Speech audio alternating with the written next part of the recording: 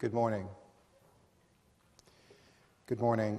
Welcome to our full year results for 2014. I should start by saying that there are no planned fire drills today, so if you hear the alarm, you should leave through the marked fire exits. Tim and I will present an extended results presentation today, which will last around 1 hour, and which will be followed by a Q&A session. Marwan Shadid, CEO of Ecom, and Rob Jukes, Chief Operating Officer of IES, will join Tim and I for the Q&A session. We also have a number of our business leaders here today. We have Yves Bona, Managing Director of the Offshore Capital Projects, Craig Muir, Managing Director of the Engineering Consulting Services, and Gordon East, our MD of the Production Solutions business. I'm also expecting our chairman, he's not here now, Reinhard van Tetz, to join us for this presentation.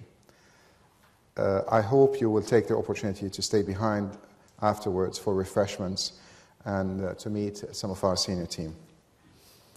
May I also remind you that we're broadcasting this presentation live. So with this in mind, can I ask you please to turn off your mobile phones or put them onto silent?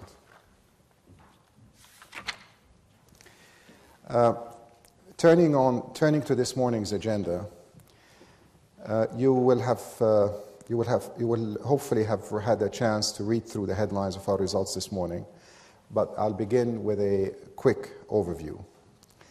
I will then take a look at our strategy, how we have performed, the status of our project portfolio. I'll highlight some of the challenges that we have faced on a small number of projects, and how we have responded and how we're responding as well.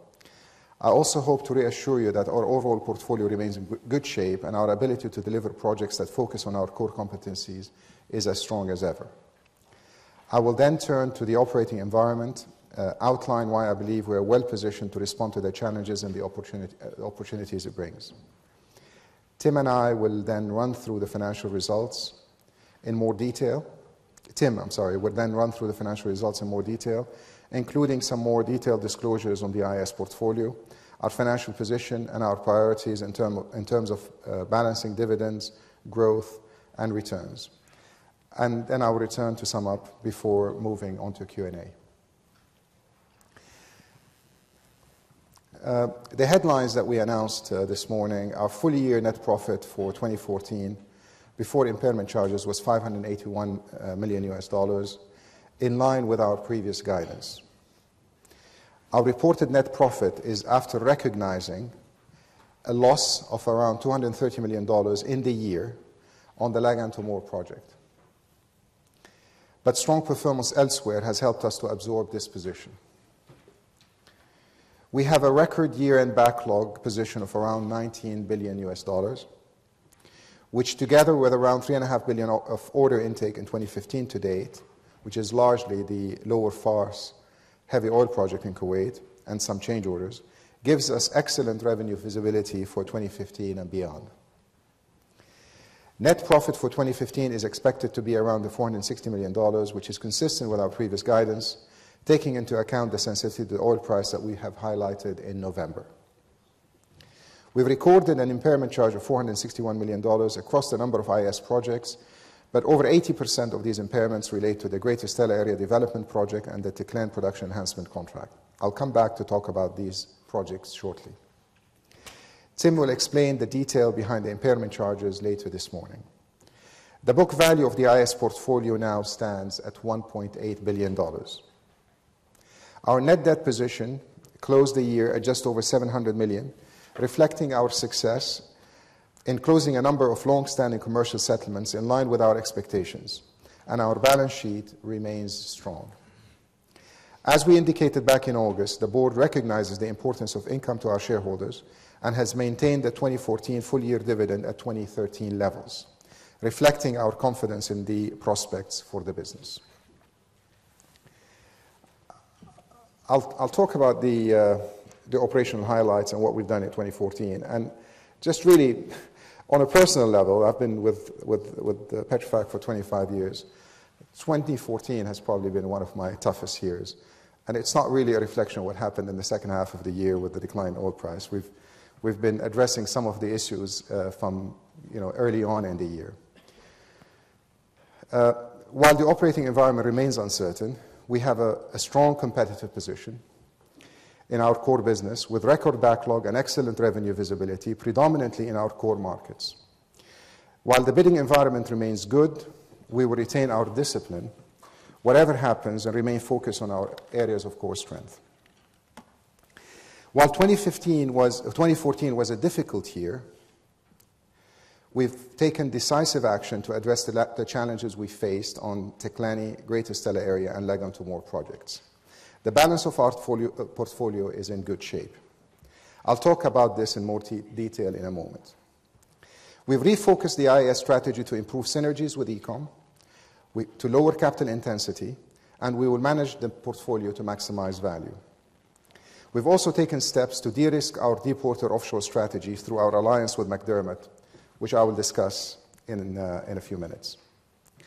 We remain focused on cost optimization and helping our clients to deliver their projects more cost effectively, and have been focusing on this for the last 12 to 18 months, which is why I believe we're very well prepared for the current commodity cycle.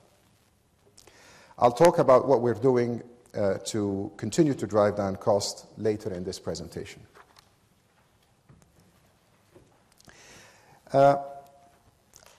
I want to go back to our Capital Markets Day, and we've identified at the time 3 key priorities for growth. And I want to take you back and to tell you how we have done against these 3 priorities. First of all, with regard to geographic expansion, we said we're going to grow the business by going into new places. We've had some positives. We've done very well in going into a country like Turkmenistan. We've established a very good presence in Iraq. We're performing the onshore E&C business, the ops and maintenance business. Now we're doing some training services. And we have a very good footprint in a new, promising place like Mexico. The negatives, we took our EPC delivery to the UK. Unfortunately, in the Shetlands, we haven't done well. West Africa, despite investing quite a bit of time and effort, we have not yet proven up our ability to extract appropriate value in places like Nigeria and Angola. The second point we talked about is developing our EPC business offshore. Again, the positives in the last 4 or 5 years, we delivered very successfully on Sepat, Berantai, Bikok Sea in Malaysia. We have secured Saab 3 in Abu Dhabi and Borwin 3 in the North Sea. We've also announced our deepwater strategy with the JSD 6000, and we've announcing today the marketing alliance and the overall alliance with McDermott to address the SURF market. The third point is growing the IAS strategy, and I'll turn to this in a few minutes. Our focus on growth was partly responsible, and this is a big admission, for not executing consistently, as we tried to do too many new things too quickly. So I'll turn squarely to the areas where our execution has let us down. I want to give you a very open assessment of some of the areas where we fell short of our own high execution standards. The Teklen production enhancement contract was secured in the middle of 2010, and we made a good start with a safe and efficient transition of the operations from Petrom to Petrofac.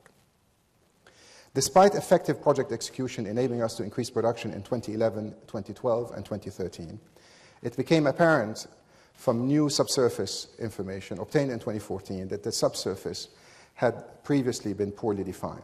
Consequently, some of our investment did not yield sufficient production improvement, and we could not anticipate being able to create shareholder value from continued investment in the field.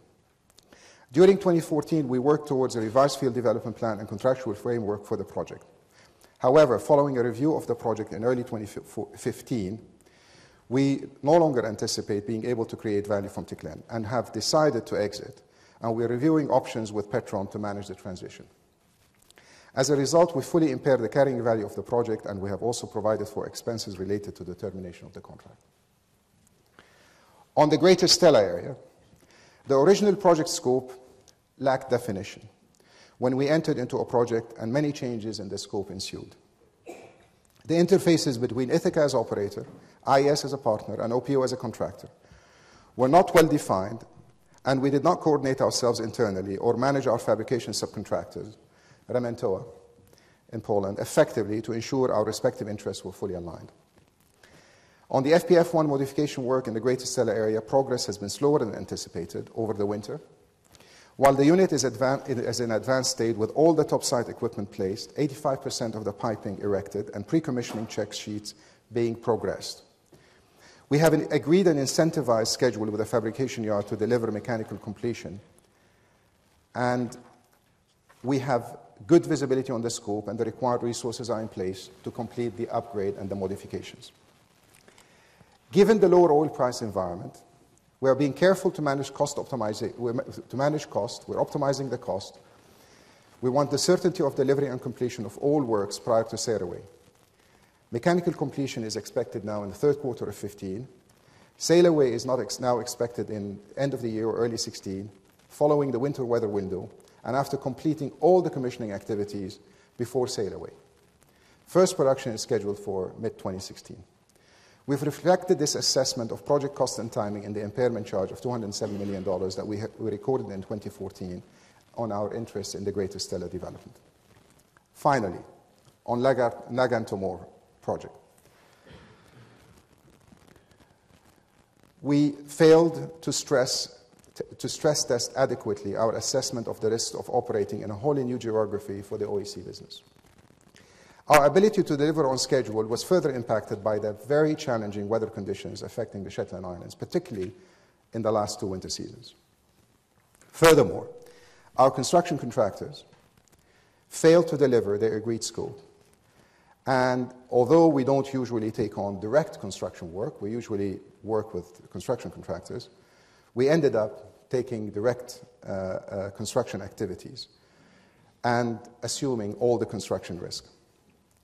We have made good progress. We're almost 95% through with the project.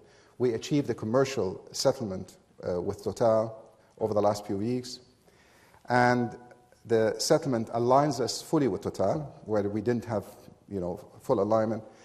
Now we have a schedule. We've agreed to deliver the plant mechanically in the second quarter and first gas by the end of July 2015.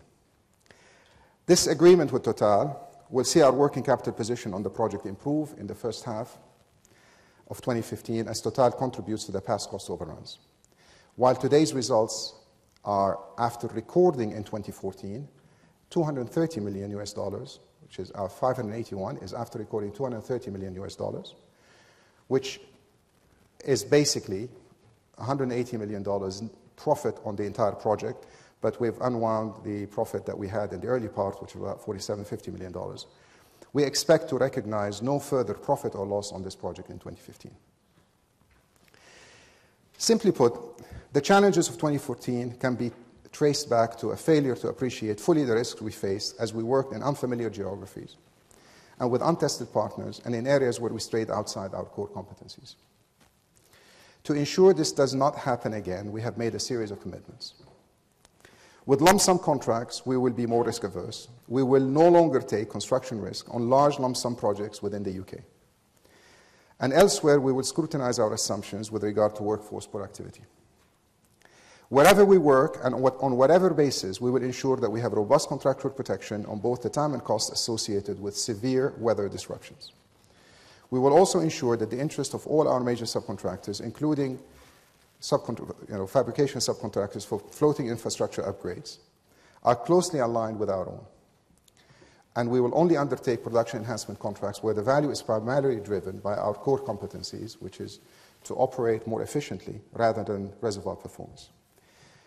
Yes, this does reduce our flexibility. However, we can satisfy ourselves that the right mix of risk and reward can be established for every project. Now, having addressed the challenges on these 3 projects, I do want to emphasize that the overall our contract portfolio is in very good shape. We have a good mix of lump sum and reimbursable exposure, and our portfolio is geographically diverse, but very much focused on markets we know well, such as the Middle East and North Africa, the UK, which is largely a reimbursable business, Asia Pacific, and Mexico. This slide doesn't show every single location where we're present.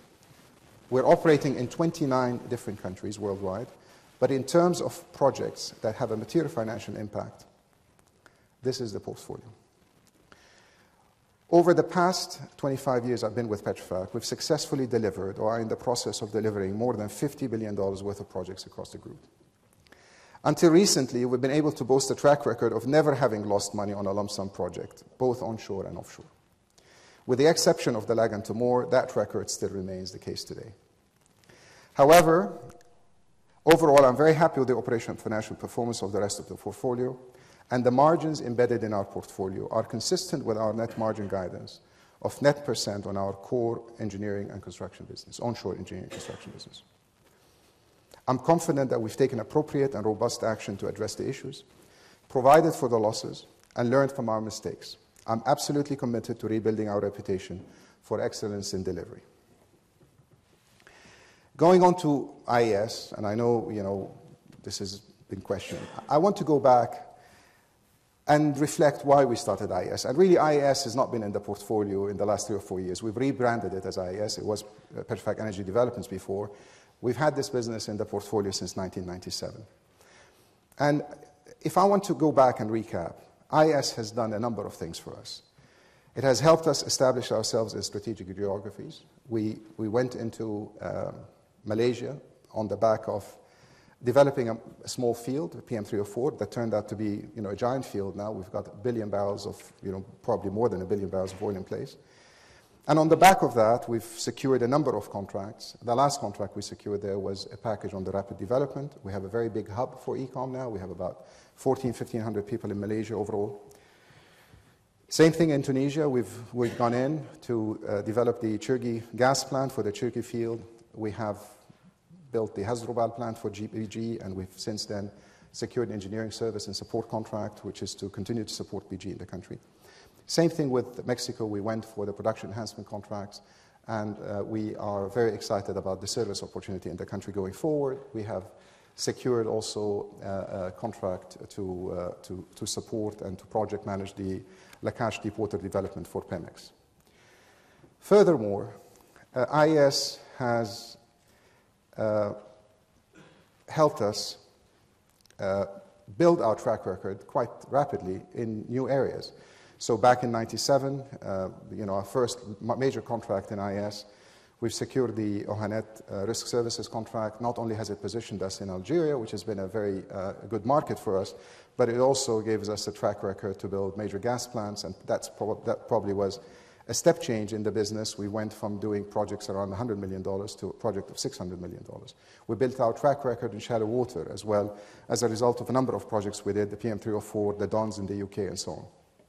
And we've built a lot of core capability in asset management, in drilling management, in production engineering, which is also a capability that we're trying to sell as a combined consulting service, so we are able now to manage some of our clients on a service basis, produce a complete field development plan, and manage the execution completely, not only the infrastructure and the facilities, but the complete development. And over the 15 years, IES has generated around $2 billion of revenue for ECOM at margins consistent with our group margins. So we've had many successes in IES, but it's clear that we've also faced some challenges. The market we identified in 2011 for marginal field developments and mature management and mature assets has narrowed, impacted by the lower oil price, which has disproportionate impact on these types of developments. In June 2011, we set a 2015 target for IES and sized our ambitions by way of how much capital we expected to spend each year. This incentivized us to chase growth over value creation, invest too rapidly, and consequently, we lost discipline in capital investment, and we did not deliver our targeted returns. We lost focus on IES's role as an integrator of the group's core services. Most of our early projects, such as Ohanet, Dons, Chirgi development in Kuwait, the KPC refinery, Kyrgyz refinery, all leveraged our core skills of engineering, designing, and operating oil and gas infrastructure, and generated revenue for ECOM.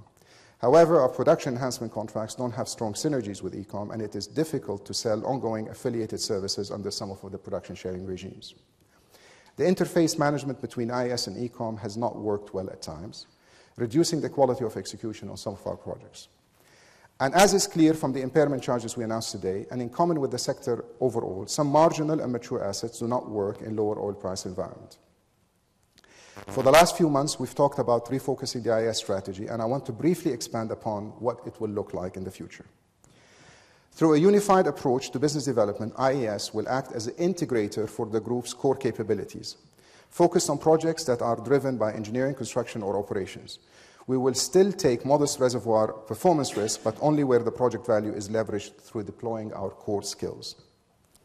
We aim to lower the capital intensity of IES by reducing the invested capital. We'll do things such as farming down our position in Mexico as part of the contract migration process, and leveraging third-party capital in respect of new investments.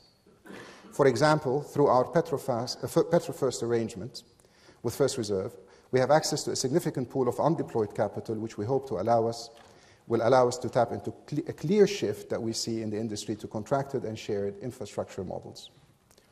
Going forward, we will manage the IES portfolio to maximize value while acting responsibly for the resource holder. As Tim will discuss in more detail later, we're now presenting more granular data, including reserves and production profiles, to help support an MPV valuation of the IES portfolio. Given the lower oil price environment and the challenges we identified in the portfolio, we've taken the opportunity to undertake a detailed review on a project-by-project basis. Following the impairments announced this morning, the book value of the portfolio stands at $1.8 billion. As part of our drive to lower the capital intensity of IES, we will not enter into new financial commitments for new projects until the existing portfolio is performing satisfactorily and we have reduced the invested capital. We will also seek to manage the IES portfolio to broadly be cash neutral by 2016. So on the strategy, we spilled all the beans. We told you exactly what has happened. We've been very transparent as usual to explain where we've succeeded and where we failed. We've taken decisive action. Our portfolio, after taking this action, is in very good shape. Our built-in margins are consistent with the guidance. And we have a refocused IES strategy that improves the synergies with ECOM, lowers the capital intensity, and allows us to manage the portfolio to maximize value for our shareholders. I'll talk a little bit about the operating environment and the impact it has on our businesses. Over the past 6 months, we've seen, obviously, the substantial fall in the oil prices. We've seen cuts in industry capex, and we've seen a deflationary pressure on the supply chain. It would be unwise to speculate. I was asked this morning on Bloomberg, what do I think of the oil price? How long and how severe this down cycle will last. However, I genuinely believe that through the actions that we have taken over the last 18 months, we are extremely well positioned to perform in this environment and to enter the inevitable upcycle in an even stronger position. While many higher cost projects in the industry may be cancelled or re-evaluated at this stage, clients in our core onshore markets, which account for about 2/3 of the group's year-end backlog, are continuing to commit to ongoing investment in large strategic projects. Our offshore backlog is broadly evenly split between offshore capital projects and operation maintenance and brownfield modifications. Operation maintenance activity remains robust, and we continue to see opportunities to grow internationally. The market for shallow water EPCI remains competitive, while the market for our planned move into the deep water offshore is softer than we expected when we announced our plans 2 years ago. However, the long-term fundamentals remain attractive, and we are convinced that deep water will continue to play a key role in our industry, and hence remain committed to our deep water strategy. We're responding to market changes, and are marketing the vessel now for mid-2017, shifting it by 6 months. But we do have the flexibility to delay the delivery further, depending on the anticipated timing of project awards. Furthermore, we announced this morning the strategic alliance with McDermott, which I'll expand upon later. Across the group, we're managing costs to help our clients achieve reductions in OPEX and CAPEX, and we're seeking to protect our margins.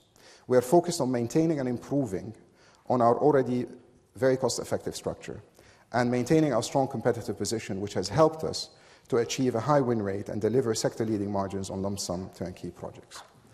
I will take you through the various businesses and how this environment is impacting this business. I'll start first with our biggest business, which is the onshore E&C business. This business has contributed 80% of the econ profit over the last 5 years, and it remains one of our key growth drivers for the group. The vast majority of our current onshore portfolio is in the Middle East and North Africa, where we have a long track record and thus have lower execution risks. The lump sum weighting of our portfolio is also very sticky, and therefore our existing backlog should be very secure. We do not anticipate any of these lump sum contracts to be cancelled, because the minute you sign this contract, you're pregnant with big commitments for orders to vendors. And in our history, we haven't had contracts cancelled. We had one very, very small contract back 15, 20 years ago. In terms of what is in the bidding pipeline, projects in the Middle East and North Africa are often at the lower end of the oil supply cost curve, and these projects are therefore the least likely to be cancelled. While we're seeing some short delays to bidding processes, possibly as pricing is adjusted to reflect the lower oil price environment, lower oil companies are trying to maintain the momentum of their upstream investment plans. Many national oil company clients have publicly reiterated their intention to continue to invest in the long-term strategic projects in the current environment. And I do want to emphasize this. I mean, I've been traveling in the region the last few months, and you talk to all the heads of the NOCs, every one of them is absolutely sticking to their plans. You know, Abu Dhabi, 3.5 million barrels. Oman, a couple of days ago, they announced that they're up to 980,000 barrels. A country like Oman is suffering, obviously, because of the decline in the oil price on the overall fiscal budget. But the projects that they have to deliver in the upstream, their economic cutoff is still very, very attractive compared to where the oil price is today. So if there is anything that they will not cut, is the upstream spending. It may be, and we haven't seen that, but we're hearing things like on the downstream projects in some of these locations, if the prices do not come in to reflect the market environment, that they will shift them. But we haven't seen a trend to stop any of the upstream investment with our national oil company clients. Furthermore, our competitive position remains strong with a diverse workforce and a very cost-effective structure, and I'll talk more about that in a few minutes. Our pipeline of bidding opportunities for 2015 has not changed materially since we last stood here to present our interim results in 2014. We've identified around $25 billion of high-priority upstream and downstream prospects that we're bidding in 2015, predominantly in our core markets. As well as accessing a steady stream of upstream projects, we have had the recent success moving into the downstream market, winning refinery work in Oman on the Sohar refinery and in Kuwait on the clean fuel projects, helping us build our credentials in that area. Many of our clients in the Middle East and North Africa see the opportunity to capture more of the value chain through investing in refineries and petrochemicals, rather than exporting crude oil. Downstream projects also provide a hedge for our clients, who are otherwise very exposed to the commodity price. Finally, we should not forget that in the Middle East, many countries are short of gas for domestic use, and the North African countries are developing gas projects to meet demand from Europe, which is the situation with Algeria. A lot of the projects that we're seeing in Algeria is just to meet their commitment to deliver gas to Southern Europe. The competitive environment remains good, but should that change, we will maintain our bidding discipline. In 2011 and 12, we continue to price commercial submissions. We continue to price commercial bid submissions at what we consider to be very sensible levels. And we saw our order intake in the Middle East fall, while many of our peers mispriced or priced them very aggressively, which led them to report losses and which had left them in a weaker competitive position today. Notwithstanding the changes in the operating environment, in addition to agreeing the settlement in respect of the Lagan to Moore, and that's a big thing that we have achieved last year, we've been successful in reaching the final agreement on a number of long-standing commercial settlements, fully in line with our expectations and provisions. So, it's all in line with what we had provided. I'll go to the other business, offshore projects and operations. The majority of our offshore project and operations revenue comes from the operation, maintenance, and brownfield activities. These activities predominantly relate to work on existing production assets, particularly in the UK, where approximately 70% of OPO's revenue comes from. For as long as these facilities produce oil and gas, activity levels will be broadly sustained. And according to UK Oil and Gas's most recent annual activity survey, the overall operating cost in the UK North Sea has increased 8% from 13 to 14. I'll talk in a few moments about what we're doing to tackle some of the cost challenges in the UK. While the UK market remains very important to us, more than 50% of our OPO's operation maintenance business, 50% profit comes from business outside the UK, on a smaller percentage of revenue, but our margins outside the UK are significantly higher than the margins in the UK. We still see very attractive opportunities to build on our existing activities internationally in countries like UAE, Oman, Algeria, and Iraq, where we've had recent success. We will also continue to expand in Malaysia, and as I said earlier, we can often achieve better margins in these international markets. On the offshore capital projects, the market for shallow water EPCI remains competitive, while the market for the deep water EPCI opportunities is softer than we had expected when we announced our strategy 2 years ago. However, the long-term fundamentals remain attractive, and we are fully committed to our deep water strategy. Naturally, we keep the schedule for delivery of the Petrofac JSD 6000 under review in response to market conditions, and based on the current schedule, we're marketing the vessel from the second half of 2017. We have flexibility to delay the delivery of the vessel further, depending on project awards with very little cost impact. However, we continue to bid on large-scale projects which could require the Petrofac JSD 6000 installation vessel to undertake installation work in the second half of 2017. In what is a cyclical business, the multidisciplined nature of the vessel helps us to maximize the number of opportunities open to us, which also includes trunk lines, decommissioning, and renewable projects. We currently see more than 15 large-scale projects which, based on current scheduling, would require installation in 2018 and 2019. While a substantial proportion of the deepwater projects continue to work at current forward curve, the cost structure of many others will have to be reviewed. We can help our clients to lower the capex of their deepwater developments through our cost-effective offering. For example, our base for this business is in Sharjah, which is very competitive.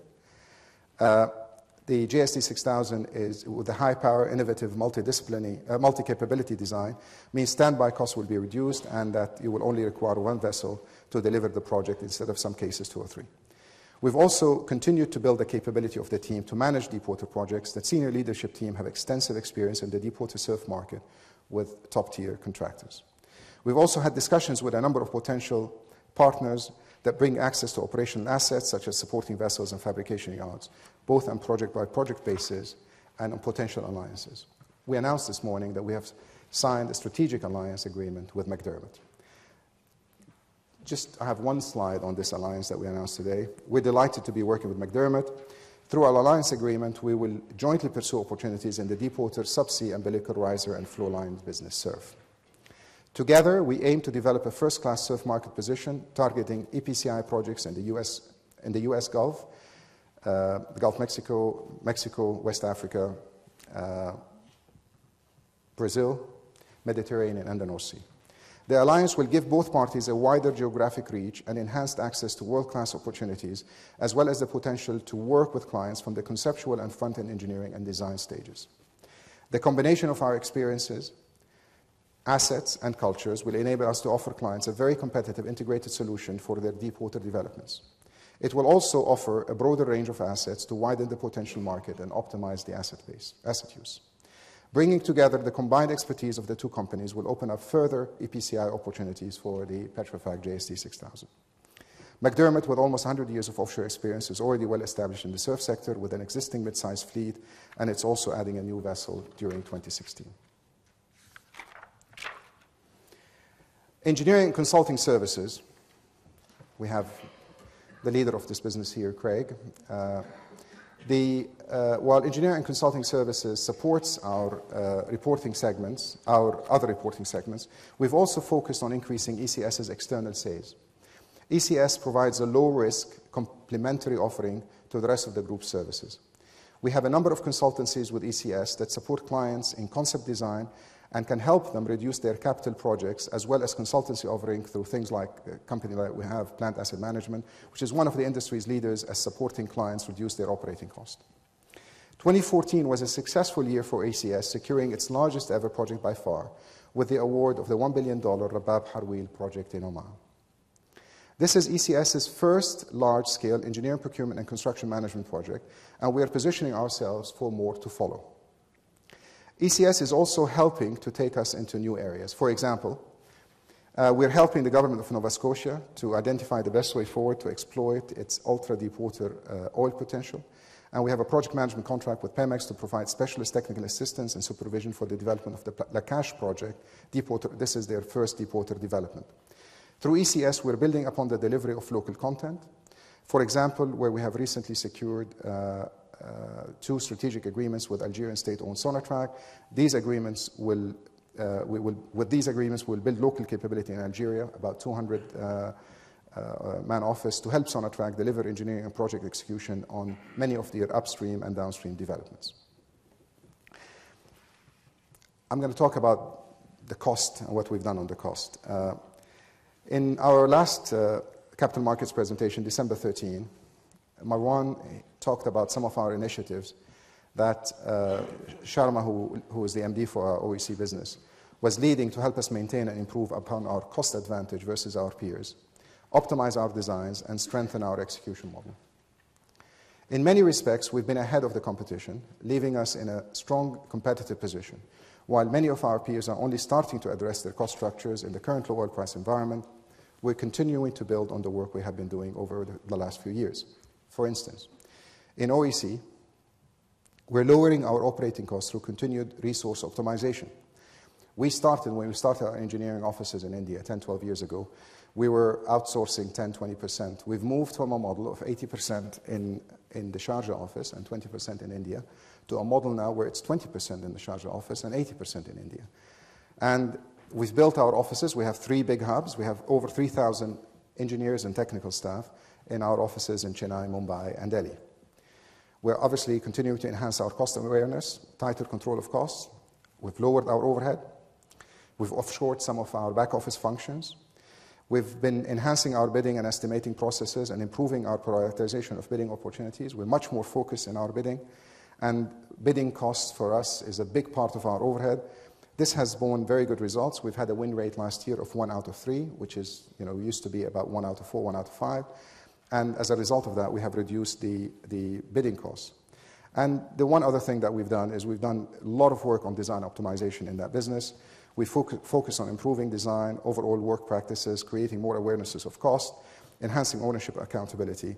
And the design optimization, we think we have taken about 2% of our project cost. I've talked before, I've given an example of what we have done with improving our design processes on the civil work. I said that we, like many other contractors, we used to over-design with concrete and structural steel. And after the event, we found on many of our projects, when we visited them again, that we had, we've put in concrete and structural steel, which is way beyond what is required in the design because of, you want to start early on site. Now we've improved our processes, we have optimized design, and that's shaved quite a bit from our design cost. In the UK, we've cut the contractor rates on 2 different occasions, 10%, 10%, 20%. And we've frozen salaries for all the staff. And we're looking from the UK, and this is something where we are, I think, uniquely differentiated, to outsource some of our engineering to our value engineering centers in India. This could substantially lower the cost of delivering projects in the UK for our clients. I'm talking about brownfield upgrades and modifications. We're building upon the duty holder concept. We're offering outsourced models where we can take more responsibility and potentially lower operating costs from some of the operators. While we're working on a predominantly reimbursable basis, some of these initiatives will result in a lower cost and therefore lower revenue.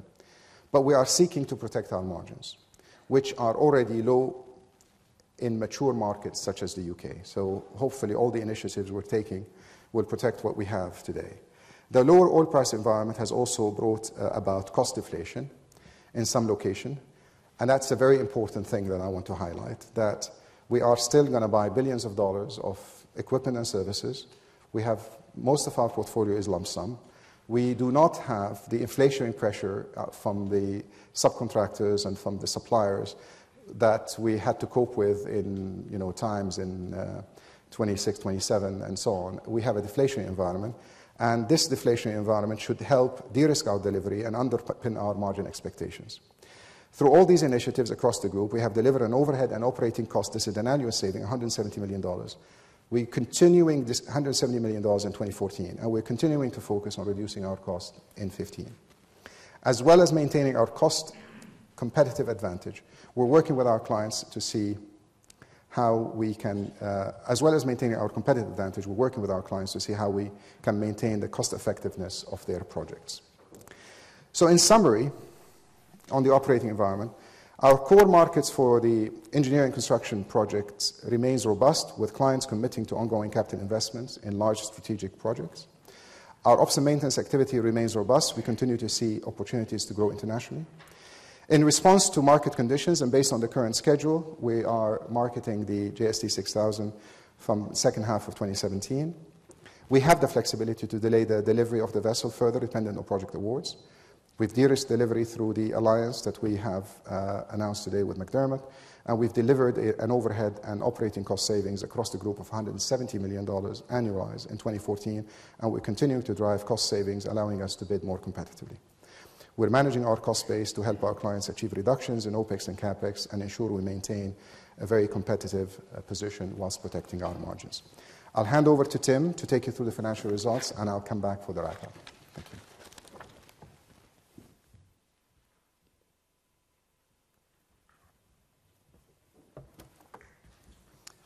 Thanks, Simon. Morning, everyone.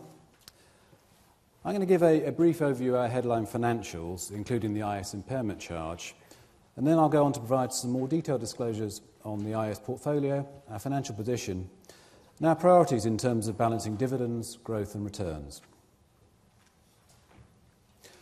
All the figures presented on this slide reflect our underlying performance excluding the IS impairment charge, which I'll cover in the next slide. Revenue was broadly flat compared with the prior year, with good growth in OPO and ECS more than offset by lower revenue from OEC and IES. Whilst activity levels and revenue in OEC increased substantially in the second half of 2014 as we moved into the execution phase on a number of projects, over the whole year OEC revenue was down on 2013. Revenue from IES was down year on year as a result of reduced activity levels and lower average commodity prices. Underlying profit attributable to Petrofac Limited shareholders fell 11% to $581 million, primarily as a result of the loss in the year on Lagan Timor of around $230 million, partly offset by tax provision releases and strong margin delivery elsewhere in the OEC portfolio.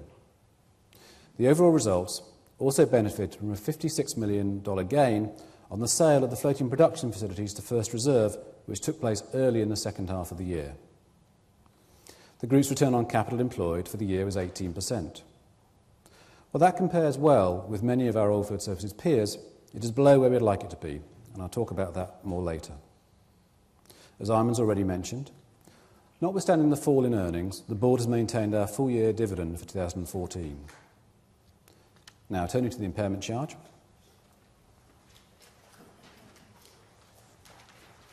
As part of our normal year-end process, we reviewed the carrying value of the IS portfolio for potential impairment. Given the decision to exit Teclen, which Ayman talked about earlier, the rapid reduction in oil prices, and the anticipated outturn on the Greater Stella Area project, we've recorded an impairment charge of $461 million as at 31st December 2014, as summarised on the slide. As a result of the decision to exit Teclen, we've written off the full carrying value of $137 million of the project and provided for the anticipated $30 million of costs, which we expect to incur over the period to final exit. For the bulk of the rest of the portfolio, the key sensitivity in project value assessment is the commodity price. And we've set out on the slide the assumptions made in our year-end accounts for Brent pricing. Outside the Teclen provision, across the rest of the IS portfolio, we booked an impairment charge of $294 million, and around 60% of this is attributable to the movement in commodity price subsequent to 30th of June 2014, with the balance relating to the latest view of the cost and timing of the Greater Stella Area project, which Ayman talked about earlier. After this impairment charge, the carrying value of the IS contract portfolio is just over $1.8 billion, as summarised on the slide. We recognise the investment community has struggled to assess the value of the IS portfolio over the past couple of years, given the somewhat simplistic earnings guidance we provided previously. In the annual report last year, we introduced a summary table to show the gross and net investment for various categories of IS projects and showed how this reconciled to the group's balance sheet. This year, we've included a more detailed analysis, which we've reproduced in the appendices to today's slides. The appendices also include an update of our IS data pack, including our estimates of production and average revenue and costs per barrel for our key projects, consistent with the disclosures that peers in the E&P sector provide. I'll now briefly run through the financial headlines by reporting segment, taking IS first for a change, since we've just been talking about that. IS's revenue was low at $782 million, reflecting a reduction in revenue on the Barranto Risk Service contract, which is now in its operational phase. A reduction in revenue on our production enhancement contracts in Mexico due to the rephasing of certain field development activities, and in Romania as we manage field investment pending resolution of our future involvement in the contract, and finally the sale of floating production facilities to PetroFirst. Net profit before impairment charges increased to $131 million, predominantly reflecting a gain of $56 million from the sale of floating production facilities to PetroFirst, which more than offset the earnings foregone following the sale and reduction in earnings on the Barranto Risk Service contract. Turning to OEC. Revenue for the year was lower at $3.2 billion, reflecting the phasing of project delivery. Several large projects were substantially completed in 2013, and activity levels and revenue in the first half of the year were low, while new projects were in their early stages. Activity levels and revenue increased materially in the second half of 2014 as we moved into the execution phase on those new projects. Net profit for the year was $403 million, representing a net margin of 12%, broadly in line with the prior year. In early 2015, as Imran noted earlier, we agreed a final commercial settlement in respect of the Lagan to Moor project in Shetland. In line with our latest assessment of the schedule and cost to complete, and the final contractual terms agreed with Total, OEC has recognised a loss on the project in 2014 of around $200 million. This impact has been substantially mitigated by the positive outcome in respect of a small number of relatively large tax exposures and financial outperformance on late-life contracts elsewhere in the OEC portfolio. With a further loss of around $30 million being recognised in OPO in the year on their scope of the Lagan to Moor project, and around $50 million of profits having been recognised in previous years, overall the group has recorded a cumulative loss on Lagan of around $180 million. We don't anticipate recognising any further profits or losses in respect of Lagan as we work towards the revised completion date for the project in the third quarter of 2015 agreed with Total. Moving to OPO.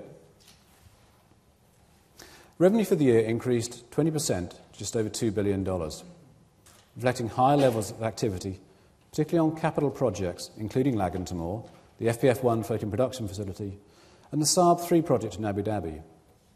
Around 70% of OPO's revenue was generated in the UK, and those revenues are generally denominated in sterling.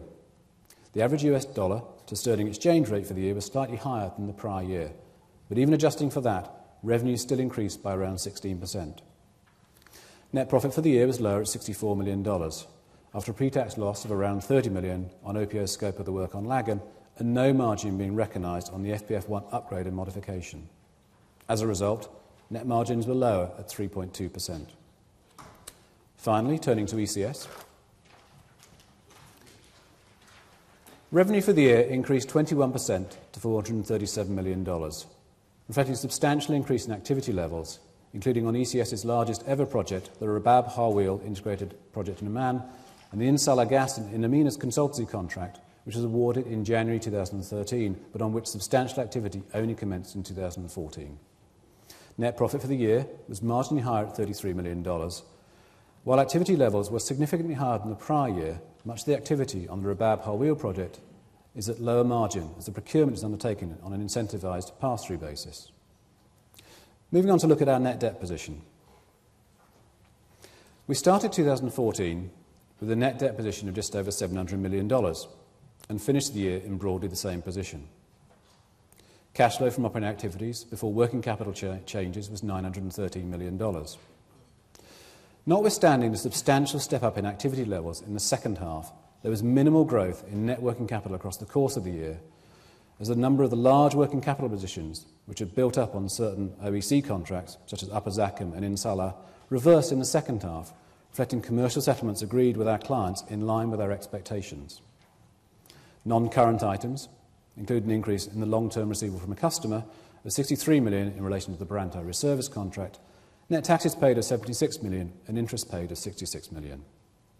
Expenditure on IES projects total approximately $500 million, more detail of which is included on slide 49 of this presentation, and cash spent on the Petrofac JSD 6000 totalling around $170 million. Including the effect of the Brantai RSC project financing transferred, the transaction with Petrofac reduced net debt by $387 million. Financing activities and others total $254 million, including payment of the 2013 final dividend and the 2014 interim dividend totaling $225 million, and financing the purchase of shares for $25 million for the purpose of making awards under the group's share schemes. I presented a slide similar to this at our Capital Markets Day in December 2013. The chart shows an indicative cash flow profile presented then.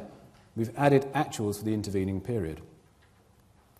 While we significantly revised our expectations for IES over recent months and absorbed a substantial loss on Lag and Timor, tight management of our working capital and cash position has enabled us to deliver an outturn ahead of those initial projections.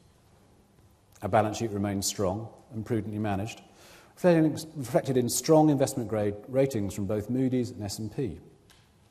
We continue to target a prudent gearing ratio of net debt less than 1 times EBITDA. It's worth emphasising, though, that our only covenants across our facilities are for net debt to be less than 3 times EBITDA and EBITDA to interest cover to be at least 3 times. We clearly have ample headroom in respect of both of these measures. We've got substantial liquidity available from our $750 million bond, $1.2 billion revolving credit facility, and a 2-year $500 million term loan, which we put in place in August 2014 as rates available to us in the market were more attractive than our existing facilities. Turning to look at backlog and revenue coverage.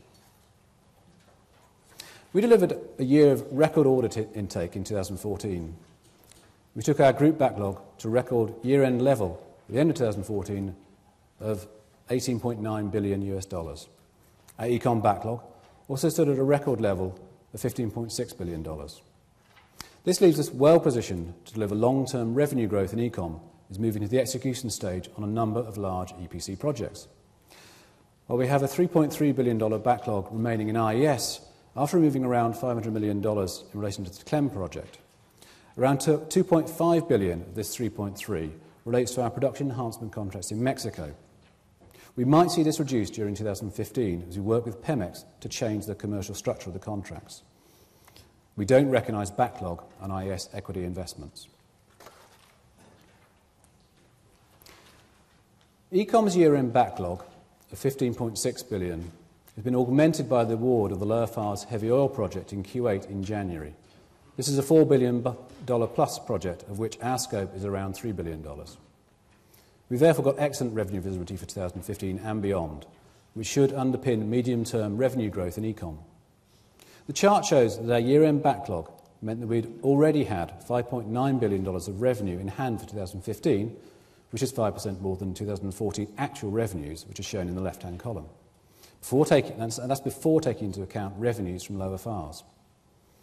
Iman's already talked about our pipeline of bidding opportunities, but to recap, given those market opportunities and the success we've had on Lower Fars, we believe we should be able to exit 2015 with ecom's backlog at least in line with the 2014 year-end position. Based on the margins embedded in our existing backlog and the work we're doing on our cost base, we expect it to continue to deliver differentiated, sector-leading net margins in OEC, including net margins of around 9% in 2015, in line with the guidance at our last Capital Markets Day in December 2013. Turning to look at how we prioritise dividends, growth and returns. As we announced at our interim results, we maintained the dividend in 2014, reflecting our confidence in the prospects for the business. While we recognise that the right time for our board to consider the 2015 interim dividend is with the 2015 interim results, or a decision we based on the latest available financial position and forecasts, we understand the importance of income to our shareholders, and a clear priority for management is ensuring that the business performance and the financial position enable us to maximise returns for our shareholders. While return on capital employed was 18% in 2014, we aim to increase return on capital employed back above 20% over the medium term to reduce the capital intensity of our IS business and continue to manage our working capital position tightly across the rest of the group. Our record econ backlog and the work we've done and continue to do on our cost position positions us well for return to long-term growth over the planning horizon. However, we'll remain disciplined and not chase top-line growth at the expense of margin or financial returns. With a significant stake in the business, the management team is fully aligned to make sure that we take the right long-term decisions to drive shareholder value. I now hand back to Ayman for the conclusion of the formal presentation. Thank you, Tim. Before opening the floor to Q&A, I'd like to briefly summarize the key points from this morning's presentation. And thank you for your patience. It's been a longer presentation than usual, but we thought we had a lot to say today. We have taken decisive action to address the challenges on the 3 projects that we've talked about, and we have been very successful in closing a number of commercial settlements. We have refocused the IS strategy to improve synergies with Ecom, lower its capital intensity, and will manage the portfolio to maximize value. Our overall portfolio is in good shape with built-in margins consistent with guidance. While the operating environment remains uncertain, we are well positioned and will maintain our bidding discipline and focus on our core areas of strength. Our balance sheet remains strong and we're focused on managing working capital and improving capital returns. 2014 results and the expected 2015 outcome for earnings are consistent with our previous guidance, and our record backlog gives us excellent revenue visibility for 2015 and beyond, and we're well positioned to deliver long-term growth. I would now like to invite your questions. As we're broadcasting this results presentation live, can you please clearly state your name and institution before you ask a question? Please press and release the red button in front of you to activate your microphone before you ask any question. If you don't mind, I will direct the questions to my colleagues. I will not take all the answers, but please, we have plenty of time for this. Thank you. Let's start with Mick. Hi, morning everyone, it's Mick Pickup here from Barclays.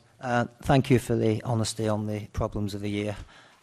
Thanks for going through all of that, and thanks for talking about growth. Not too many are talking about that in this market.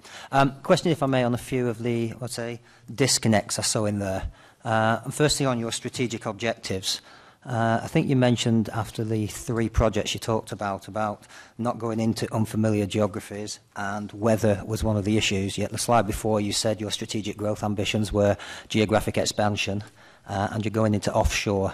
So can you just give us some confidence of that geographic expansion in the offshore, whether that still is the right strategy for you, given the issues you've had? And secondly, just a quick check on a disconnect. You said you had 1 in 3. You said your pipeline was 25 billion. What portion of that 25 billion do you expect to go into the denominator for the 1 in 3? Thank you.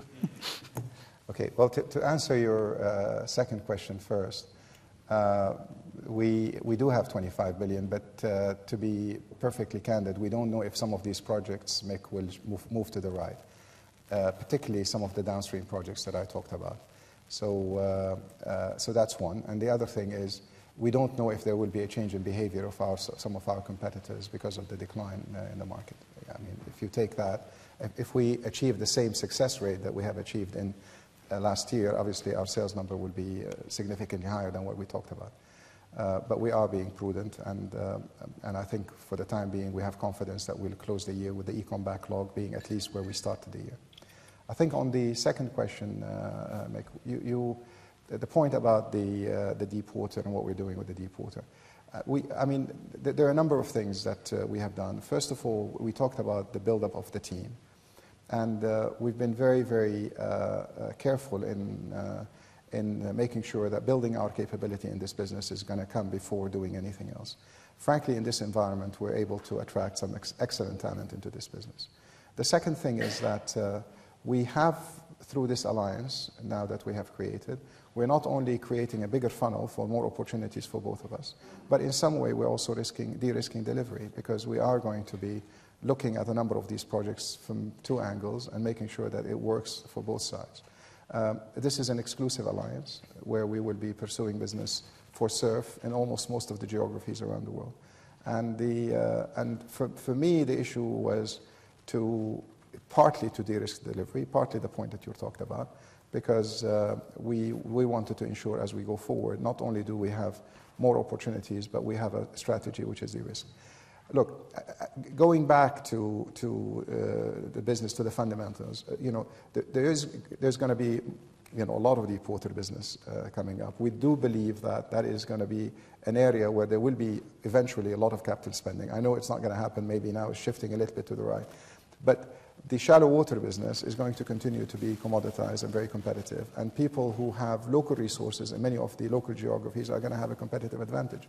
With this business, we feel that we can create a competitive advantage. We do not have aspirations, we said from the beginning, to be the size immediately of our 3 large competitors.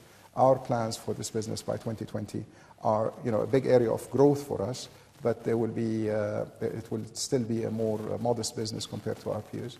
But lessons learned from what has happened on the other projects, believe me, they're being applied very vigorously in this area of business. Please. Thanks, Eamon. Just 2 questions, if I could. The first one on maybe directed towards Tim on the working capital moves.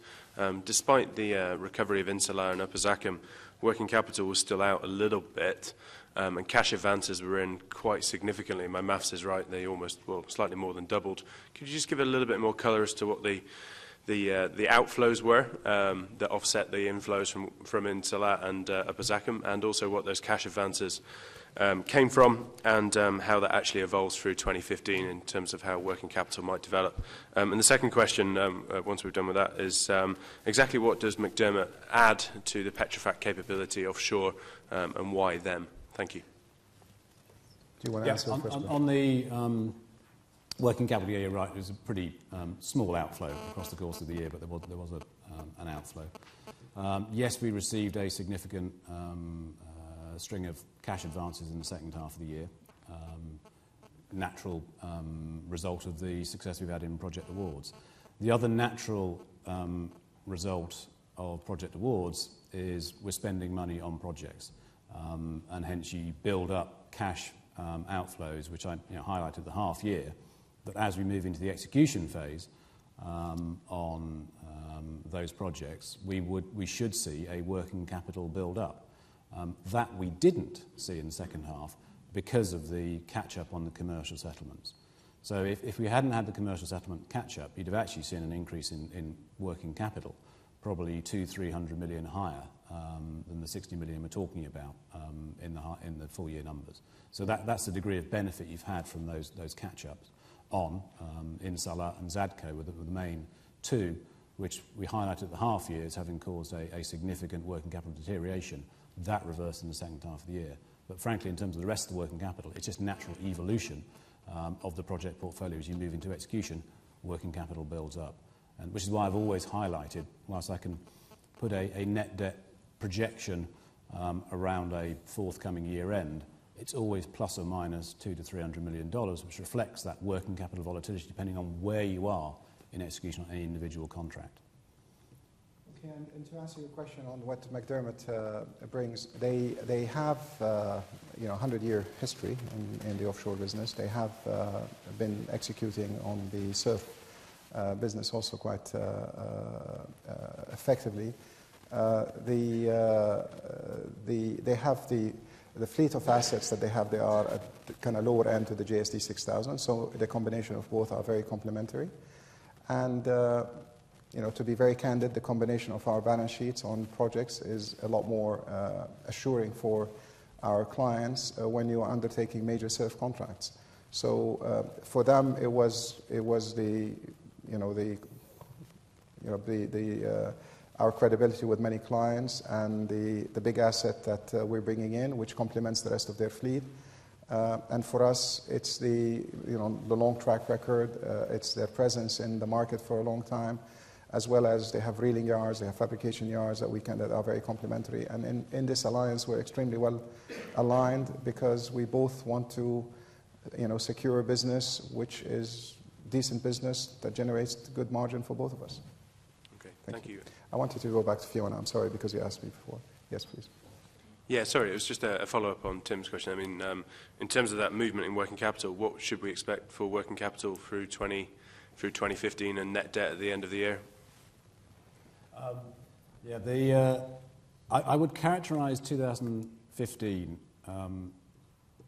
being much more a normal year of execution for our business. You haven't got a string of major projects all coming to an end all in one point in time. You haven't got a whole string of projects all starting up, which clearly we've seen in 2013, 2014.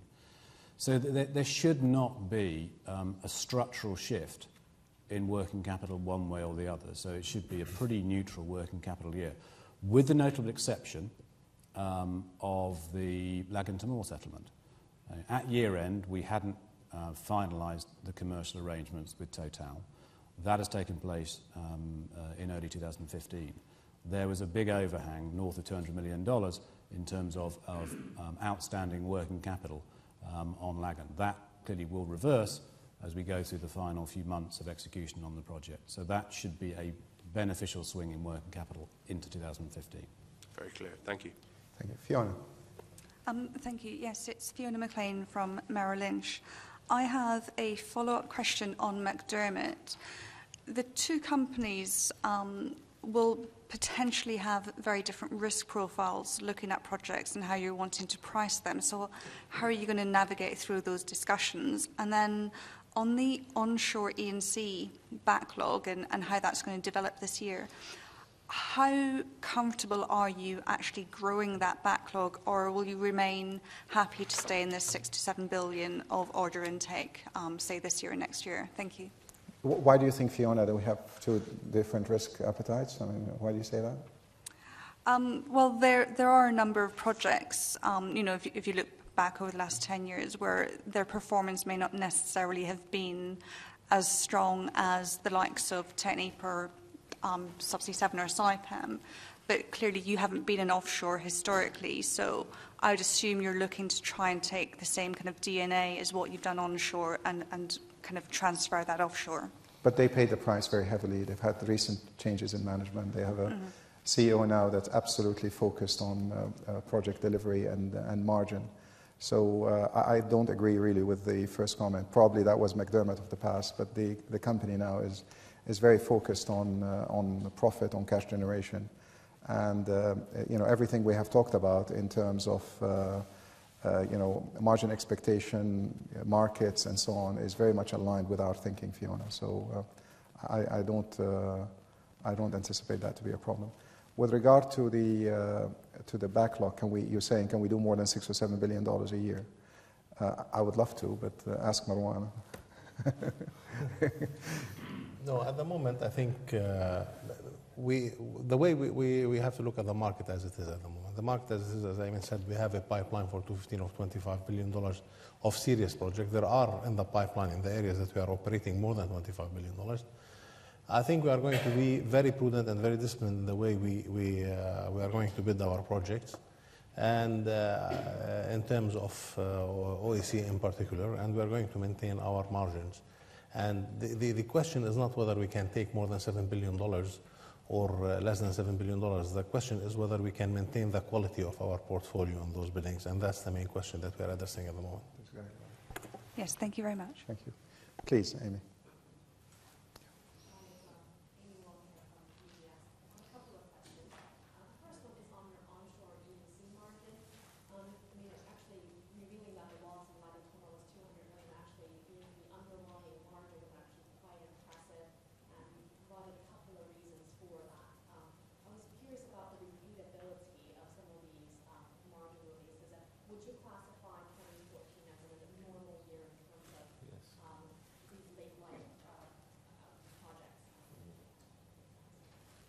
Absolutely. 2014 is an abnormal year. It's an abnormal year in working capital. It's an abnormal year in margin. You've got the Lagan effect, clearly recognising a substantial loss on Lagan in OEC, $200 million, and yet that didn't really have a particularly material impact on bottom line.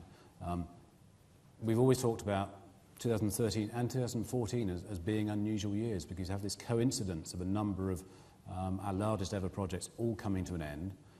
And typically, we end up with higher margin delivery in the final years or months of execution on particular OEC projects. And that we clearly saw in some depth in 2014. The other point that I'd say was a one-off in 2014 is the tax provision releases that we went through in the OEC business. That actually resulted in OEC's tax charge being a credit rather than a charge.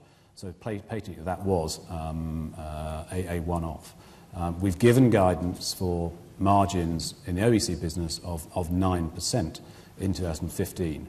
That is a much more normalised margin to be delivered from the backlog with no unusual highs from late life project execution or lows from projects in the startup phase. 2015 is going to be a much more normal year of progressive project execution right across the OEC portfolio. But I do want to emphasize, Amy, one thing, that in our accounting, part of it is our prudence in some of our tax provisions in markets where we finalize our tax settlement. And obviously the end of contract releases that we've had on a number of contracts. I do want to emphasize a point that we are seeing also difficulty in closing final commercial settlements. I think what some of our competitors have been talking about, we're seeing this. But everything that we have closed so far is absolutely in line with our expectations. There's been no impairment of these. We have also been prudent.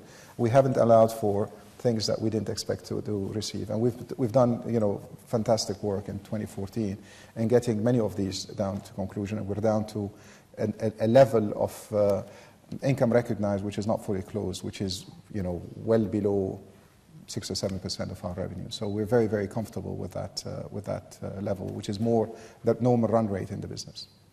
Okay, please. Mukhtar from Citi. Just a couple of questions from me. First of all, could you please update on what's happening in Mexico with regards to your negotiations, and what do you think the timeline is for the conversion of this project and potential farm-in on your behalf? Farm out, sorry. And the second question on the 25 billion of opportunities in the Middle East and in OEC, is the embedded margin that you think is implied with this new potential contract comparable to what you have in your current backlog, or are you seeing a change of behavior from either your competition or your clients in terms of what's the quality of that new backlog will be? Thank you. I'm going to request Marwan to answer the second question, then I'll go back to Mexico and I'll answer it myself. Okay. Definitely, the competition recently. And what we have won up to one, including heavy oil, basically, we have seen a certain level of competition that reflected the performance of our competitors in the last 2-3 years, where they have had a big learning curve in terms of we maintained our discipline, we maintained our bidding process, as they say, in terms of margins with very little shift here and there.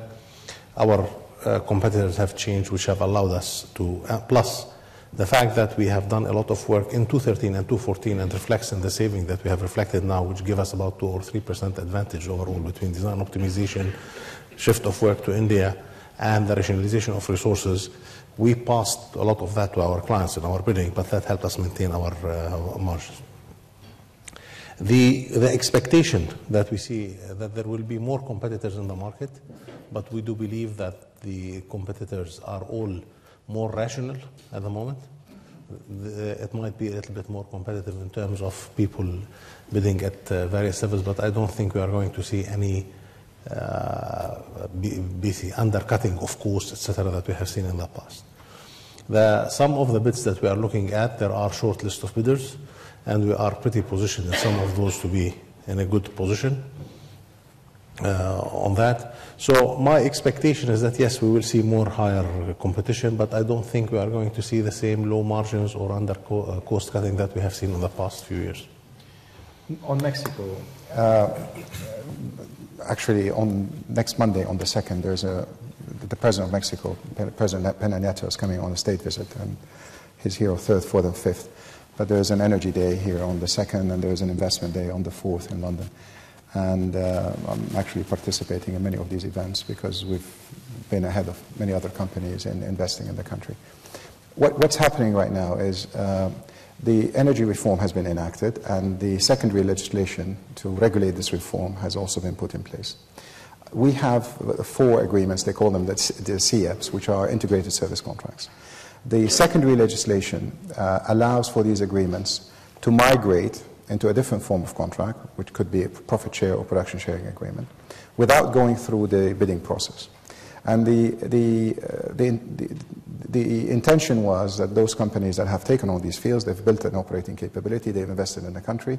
We want to give them the benefit of continuing, provided if they continue, there is more value being generated for the state as a result of the migration. And as a result of that, you will be able to invest more, and with investing more, you will generate more value for the state, hopefully create more MPV for us, but that will come with an increased level of investment. And if you look at these fields, you know, with the tariff structure we have in the CEPs, the economic barrels that you can develop will take say you take a field where we have had a 21% recovery rate. We're going from 21 to 26% over the life of the field. If you go to a production sharing contract, you can develop all the economic barrels, so you can go up to 40, 45, whatever you have to achieve. So in theory, this will enhance the value of these fields and increase their capital requirement. The migration, we're in the middle of the migration process, but it is, there are 4 or 5 parties that we have to deal with. We have to deal with the Ministry of Energy, which is SENER, and the regulator. We have to deal with the Hacienda, which is the Ministry of Finance, and we also have to deal with Pemex, who will be our partner in the field. And at the same time, there's a lot of interest in our position, so we are considering whether we should farm down, because we're looking at the increased capital intensity as a result of the migration.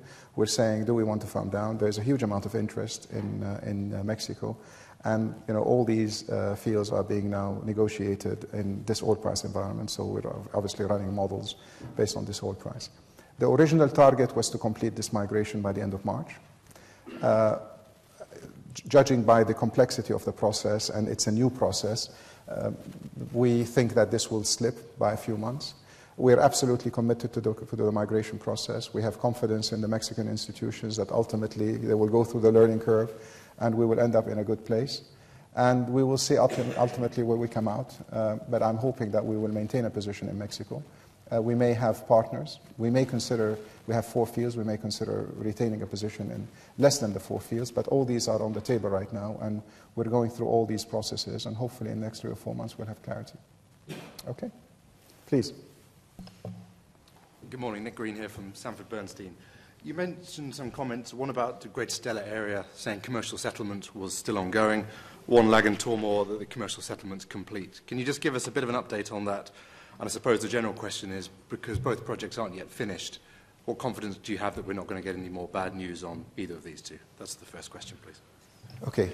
On the Lag and Tormore project, we're in the pre-commissioning stage right now of the project. The project is substantially complete. We are 95% with the construction. We're down to the last 4 or 5%. And we're really, the amount of work that is left to be done is quite small. We have very good clarity on the rest of the work. We provided for the loss in these, and we're out of the winter weather now season. We're back to a situation now. We have the weather is breaking, and we just need 2 or 3 months of good weather to be able to blitz through for the balance of the work. We think the provision that we've allowed for our loss is quite prudent.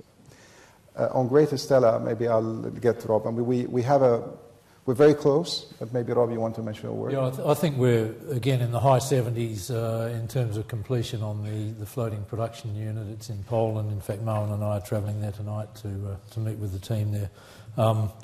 It's been a disappointing winter. Which is reflected in our statement in terms of progress, but we've certainly got alignment now with the fabrication yard and sort of shared objectives of mechanical completion in the 3rd quarter. I think that's very visible for us now. So, and the schedule through pre-commissioning, I think there's ample time before a sail away, sort of after the winter weather window in 16. So we and our partners are confident on the dates that we've put forward today in terms of mobilisation of the field and first oil. The field development itself has gone reasonably well. The 5th and final Stella well is in its final stages of completion now. There's still some subsea infrastructure to be installed. that'll happen through this year. So I think the general consensus amongst the partner group is we are quite confident about the first oil through into second quarter through to mid-16. Commercial settlement, we've been working, clearly with any undertaking such as this modification of floating production facility. There are ongoing changes, and we work with our partners on recognising those changes. And I think we've had some very constructive discussion. It's quite a complex set of agreements that we're working through with our partners there, but we've reflected our expectations conservatively. I think in the impairment. The impairments are a result of both the significant and sudden drop in commodity pricing and also some of the sort of operational issues and extra costs that we expect that we'll have to bear. But can I say a significant difference between the two? The Lagan project, it's an econ project where we have taken a loss because of the increase, and it's included in our numbers. The project on the Greater Stella, the project for the econ business is a reimbursable project. IES is taking a disproportionate cost of the capital because we're involved and we entered into this project late. So that cost increase is appearing in the impairment on the investment of the project, and that impairment is largely due to not running $100 oil, running $60 oil. So I want to tell you the difference. You will not see anything come into because we're recognizing no margin. The only thing that it's doing, it's diluting our margin in the OPO business. That's all it's doing. We're recognizing our margin. May I just follow on with the second one? Sorry. Thanks. I raised the question there because Ithaca said this morning that Petrofac would bear the cost of the overruns. But the second question was actually about your CapEx guidance for the year. So for IES, that was about 500 million. It went up to 600 million. And then we've got the vessel construction on top of that. Can you confirm if I think we've had about 6 months delay to the vessel construction, has that actually reduced CapEx in 2015, or has that not reduced CapEx? And then secondly, is there an opportunity to bring the IES CapEx for 2015 down substantially, either because of negotiations in Mexico, because Declen is not on the books anymore? Maybe just give an update on that, please. Thank you. Yeah, on IES CapEx in 2015, clearly the Stella phasing has been one of the moving parts, but we've obviously looked across the rest of the portfolio. Declen is no longer going to be a substantial consumer of capital, as now we're in the exit management. We spent in 2014 just over $500 million in IES. I'd expect that to come down by probably $50–60 million, so maybe around 450 of IES CapEx, of which the lion's share is the spend on the FPF1, the Greater Stella project. Over and above that, at the group level, you've also got the ongoing investment in JSD 6000. This is one of the peak years in terms of that capital spend on the JSD 6000. So at a group level, CapEx is probably going to be $700–750 million as a total, that sort of quantum in 2015. But do you expect the Mexico thing? I mean, it really depends on the outcome of the negotiations that we have. If we end up farming down, what would be our capital commitment going forward? And we're right in the midst of all these discussions right now as we speak. Christian. Hi, good morning, gentlemen. Christian Malik from Nomura. 3 questions. First, on Mexico, and I guess extending that to the rest of the IS portfolio, can we be sure there will be no more charges related to execution? Is there anything outstanding, particularly in Mexico, or is it just purely a migration, more technical perspective that we're talking? The second question is regarding the alliance you have with McDermott. Can you walk us through how you plan to share the risk on projects that you bid for? Who's taking lump sum risk? How does it work? Particularly with reference to local content, and what sort of margins would be acceptable to you, given it's likely it will become more competitive in subsea, not less? And the third question is the Middle East. Just to be clear, is OPEC accelerating investment, no change, or slowing down with regards to a lower oil price? The Middle East, I think the upstream market is no change, sticking the course. Every one of our national oil company clients has put in place a strategic plan to meet certain production capacity, and we are seeing, if anything, it's probably they want to benefit from this lower commodity cycle to deliver on their plans. And I think this applies even on countries that are hurting from the lower oil price. So I mentioned Oman as an example. Oman is very keen to continue to invest in their upstream sector because the economics of all these projects is great. The first one on Mexico, the Mexico, we've increased production in the fields. Everything is going from an operational point of view very well. We've got, we've built an operating capability. We have 350 people in the country right now. And in terms of working capital, we've made a very good progress in the last year and even in January this year to bring our receivables, our due receivables back. So they're down to tens of millions, where in fact, they were in hundreds of millions. So we are very pleased with what's been happening. Obviously, with the uncertainty around the commitment on the migration, we've been very prudent in the second half of the year and this part of the year in ramping up our capex. So we have slowed down until we have certainty about what we're going to be doing going forward. I think on the answer to your question on McDermott, I don't know if Marwan you would want to say, but I mean we envisage the relationship to be distinct scope between. Yeah, we have discussed a couple of models of operating. One which is basically joint risk on those projects, and some of them will be distinct scope, like a consortium agreement. For basically, so and in both in the full piece there will be different margins for the different project, the different scopes, depending on each party.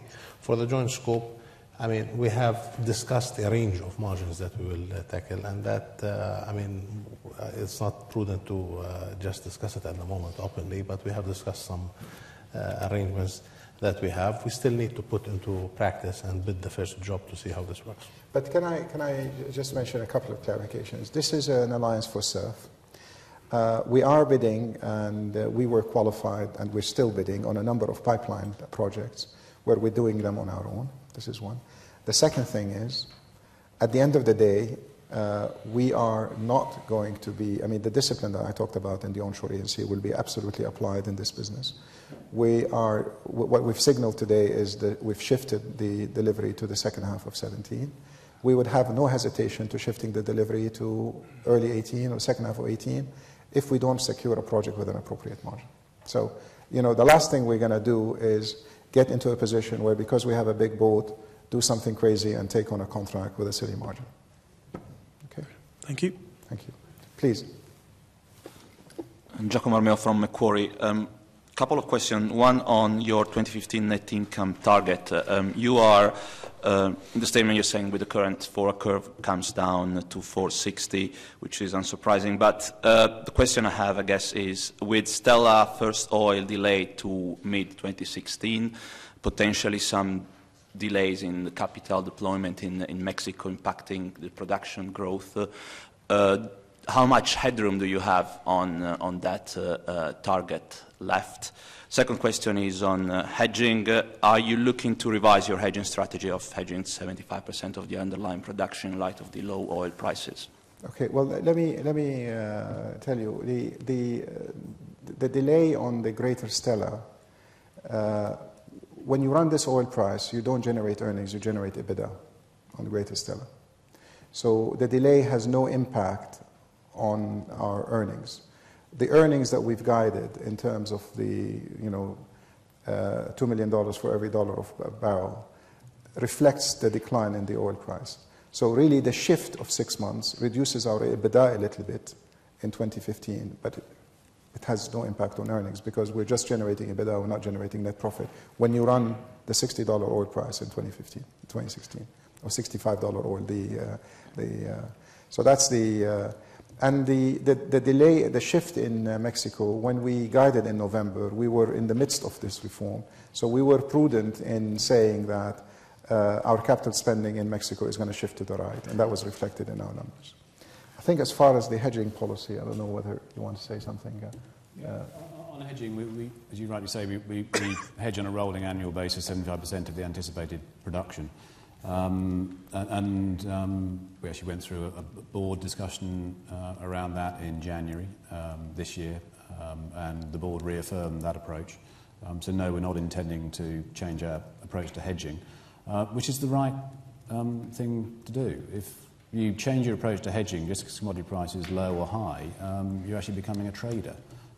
And patently, that's not what we're going to do. So we have a sensible, pragmatic approach which gives certainty as to how much of our production will or won't be hedged. So no, we're not going to change the approach to hedging. But I think one thing which is different between us and others is we're very prudent in saying what is our production. So we do not hedge a well that has not been tied back to production, been tested for a while. So, and we would not hedge production that hasn't come on stream. So the question is, the hedging, we're hedging our existing, the production that we have certainty in delivering. And that's the assumption that this is why we're always under-hedged, because we take a very prudent approach on the production that is coming through. So for instance, as we're ramping up our production in Malaysia, we are very much under-hedged in the latter part because we're tying new wells as we go and we're putting water in the ground and we're doing gas lift. So as the production is ramping up, we're increasing our hedges. Okay. Please, Henry. Hi, it's Henry Tarr from Goldman. Just a couple of questions. One on the opportunity to benefit from deflation in terms of lower procurement costs, etc. Could you talk about whether you might be able to benefit from that on your existing backlog, or whether it's just likely to make it easier to deliver the margin targets you've talked about? And then the second point, I guess you talked about not investing in new IES projects until performance was satisfactory. How are you looking to measure the performance on the existing projects from here, please? Okay. To answer the first question, we have several $1 billion of uncontracted procurement and uncontracted services. And obviously in this environment, we anticipate that the prices will tumble, will reduce.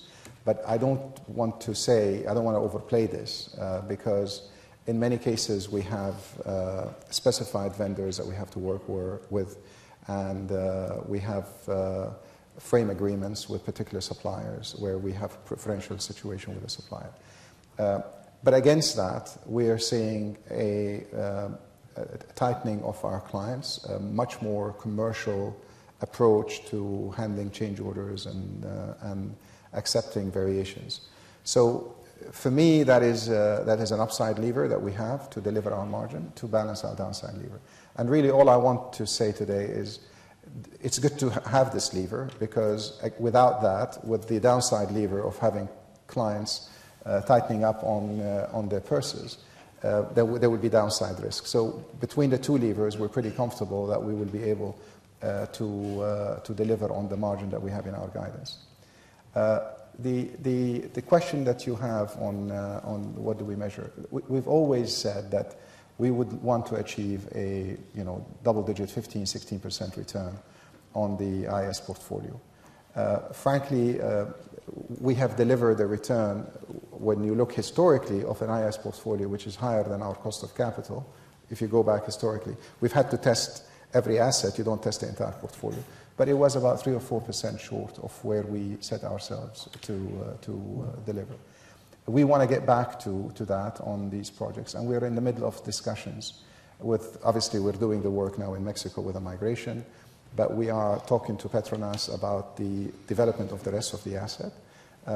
Everything we developed in Chendo Phase 2 and in West Desert is only 130, 140 million barrels from a field that has 1 billion barrels in place, so we have another 250 million barrels. We're not going to go for the additional spending before we've agreed the investment guidelines. We're looking at what to do with Barentay to bring more gas to the hub in Barentay.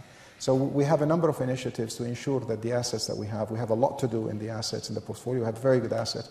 I think one thing which is not said here, I mean, our IAS today is producing gross 70,000 barrels of production. So, I don't know what that net is, but it's the size of a medium-sized company that's been involved in this business. So we have a lot to go for, and only after we have confidence that's been done we will get back to closing other deals. Having said that, we have a pretty healthy pipeline of bidding opportunities that is coming to us for the IAS, but we want to maintain our discipline, focus on what we have first before announcing any new deals. Thank you. Please. Sorry, it's Sebastian Bray from Berenberg Bank. Thank you for the update on the JSD 6000 vessel. Would you be able to give any further guidance on what the maximum delay period is for it? Well, look, currently we're working to a schedule where it should be out in the first part of 17, and then we're going to be doing testing and commissioning, and when we take it and we're marketing it from the second half of 17. That is the current schedule, and we are pursuing projects that would require that capacity and capability in the second part. The work that's going on with everyone will meet this schedule.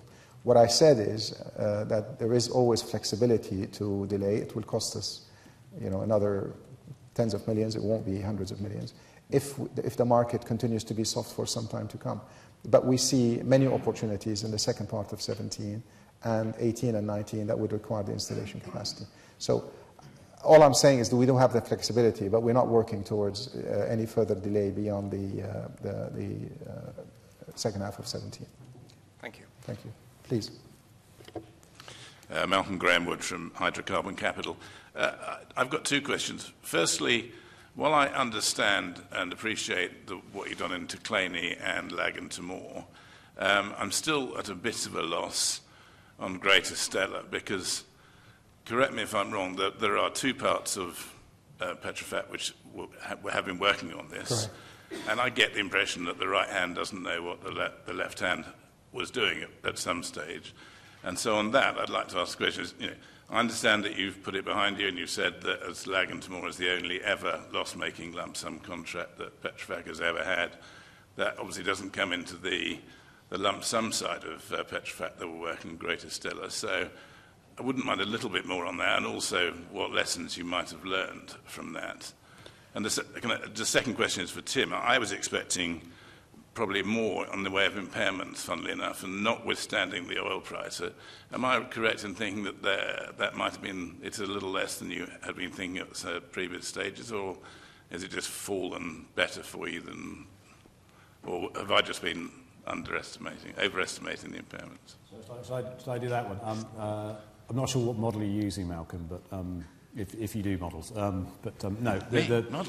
I think actually in the run-up to the year end, we're talking a few hundred million of impairments, and clearly 460 is a few hundred million of impairments.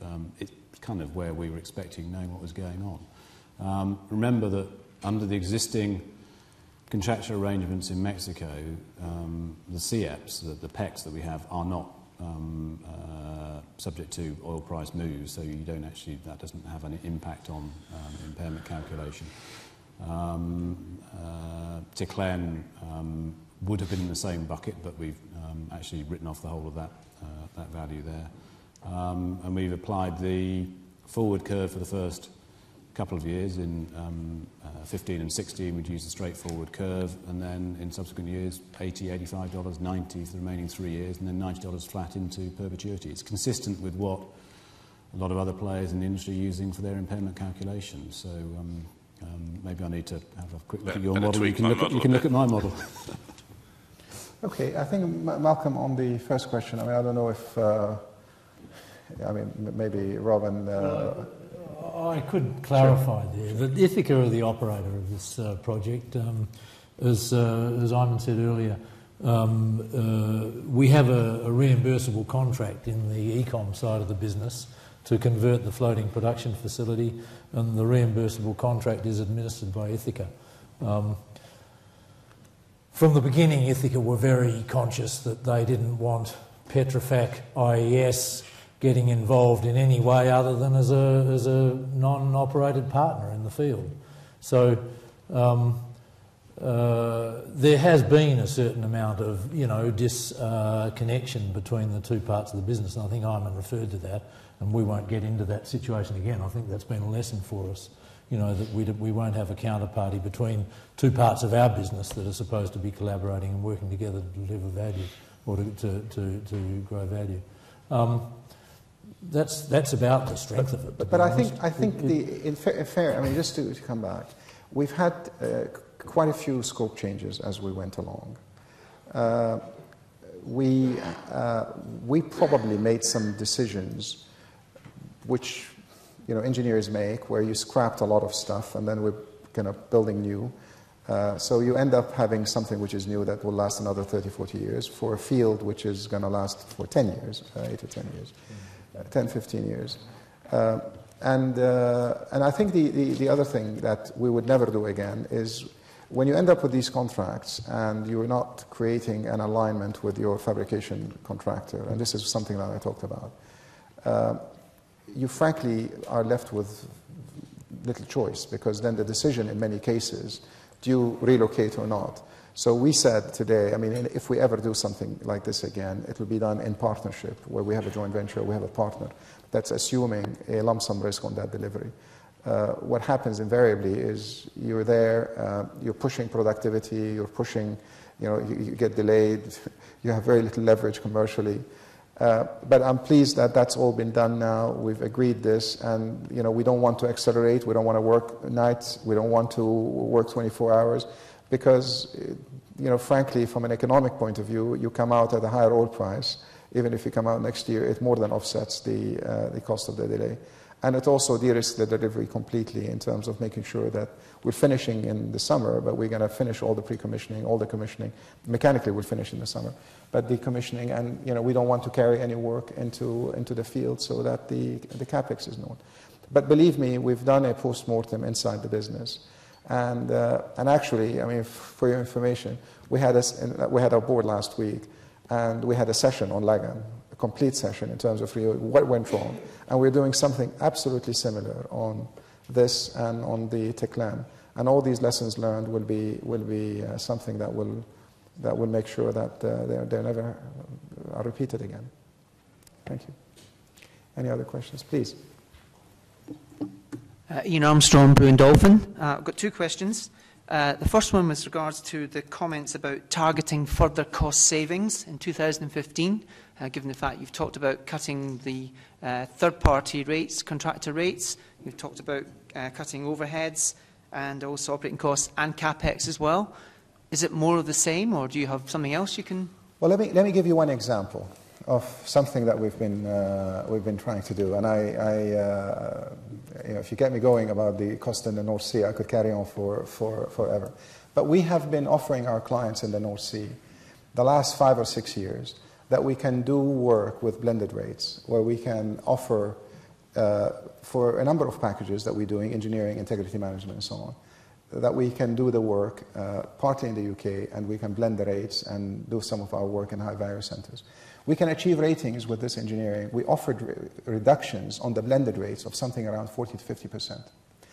Believe me, the industry is so classical and very conservative that that has not been adopted by, you know, people want, in many of our clients, they want to see the team, they want to go there, visit them, and they want to see physically, they want to count them. Now we're seeing that approach. People are looking for ideas for saving. So that approach is very much well received. And now we are putting small pieces of work. Obviously, clients have to see that there is confidence in our ability to manage the interface well, and that we are delivering the same high quality of engineering. But this is just one example of the kind of things that we're pushing. The North Sea industry is going through a massive transformation with regard to reduction in the underlying cost. When I started working in the North Sea, and it was maybe 14, 15 years ago, we had a rotation cycle, which is people worked for 4 weeks and they took 2 or 3 weeks off. Now we're down to a rotation cycle where people work 20 weeks a year. 20 weeks a year. So they work 2 weeks and they're off 3 weeks. So for every position, you have to have 3 people. So, you know, today, I was asked on Bloomberg what can be done, and do you call for fiscal change from the Chancellor? Of course, we need fiscal change, but you want fiscal change. You want to reduce tax if you want to reduce tax if you make money. The problem is the industry cannot make money with this oil price and this cost structure, And I think what we have to do collectively, not only as service companies, but as operators, as oil companies, as regulators, as unions, we have to work collectively to bring the cost of the industry to something a lot more sustainable. So if you ask me, what can we reduce in costs? We can take a lot of cost out, but we didn't want to say how much we can take in 2015 because this is not only something that we can implement, it has to be done with full collaboration of everyone involved. So but there's a lot to do. Sorry. So with regards to your 2015 guidance then, there's no number for this additional cost in there, or are you just assuming that it's going to be something similar to what you did last year? Well, look, this is a continuous drive. If in the North Sea, any reduction we reduce, any underlying cost reduction is passed on to the client.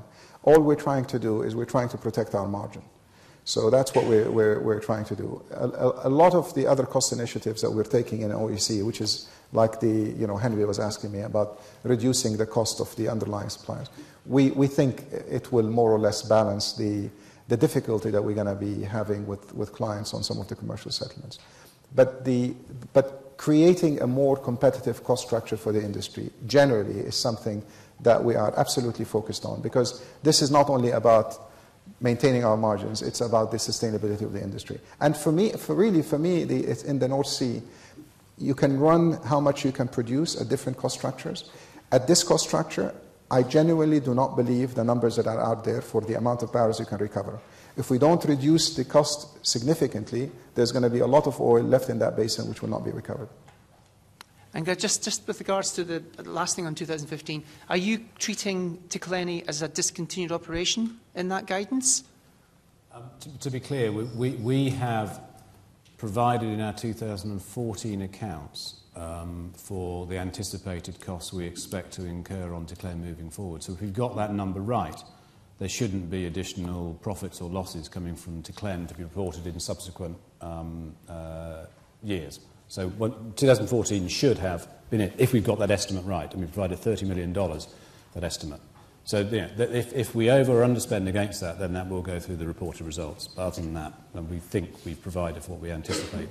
It did make a loss in 2014, Ticleni, yes? Yes, it's in 2014. We've written off the entire book value, and we've taken a $30 million charge for the anticipated cost of exit, effectively under an onerous contract provision.